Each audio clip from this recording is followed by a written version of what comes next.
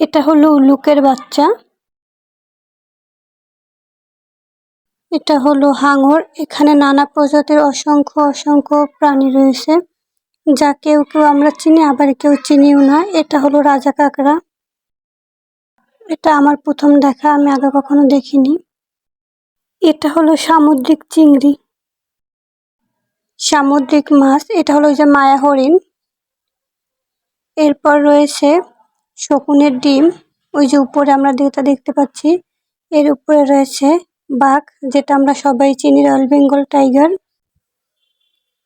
এখানে যে প্রাণীগুলো রয়েছে সবই মৃত, কিন্তু এগুলো রেখেছে মানুষেরকে দেখানোর জন্য।